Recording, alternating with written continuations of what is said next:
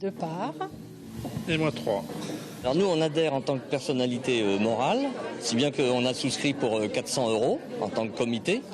Et ça nous est apparu totalement naturel d'un point de vue soutien d'une association pour une autre association. 200 par-ci, 400 par-là, avec déjà 250 000 € dans les caisses, 850 sociétaires et des souscriptions qui affluent ces derniers jours depuis la France entière et même du Québec ou de la Nouvelle-Zélande. C'est une véritable course contre la montre pour le collectif Haut et du Bateau qui doit récolter plus de 300 000 € avant samedi pour pouvoir ainsi faire une offre d'achat sérieuse le 15 avril prochain. Il n'y a pas beaucoup de gens qui sont sceptiques, il y a des gens qui peuvent douter encore, mais qui sont en train, on voit bien, de basculer là. Et ça fonctionne parce qu'on reçoit aujourd'hui entre 10 et 15 000 € par jour de souscription. Et ça s'accélère. Et dans les prochains jours, ça va encore s'accélérer. Hier soir, c'était les groupes Tobassi et Lilou River qui ont apporté leur soutien en donnant un concert à la Pléiade.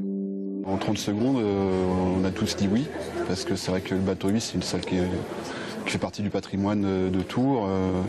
Moi, j'y ai joué plusieurs fois. Et c'est vrai que ça manque un petit peu, enfin ça manque beaucoup même. Donc du coup, ça me paraissait naturel d'accepter de venir donner un coup de main.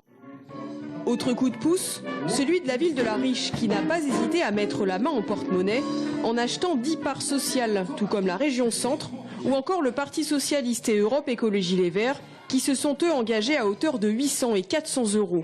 Ça va étonner tout le monde, mais pour nous, c'est pas quelque chose d'exceptionnel. C'est un soutien naturel à un projet qui est intéressant, qui est un projet riche aussi dans ce qui pourrait apporter aussi à la commune en termes de partenariat culturel entre, par exemple, ce soir la Pléiade et demain le futur nouveau Bateau Ivre. C'est important d'être ici en étant de gauche, un élu, un citoyen et puis effectivement un socialiste, puisque la Fédération socialiste d'Indre-et-Loire s'est positionnée sur le rachat l'achat de 8 parts.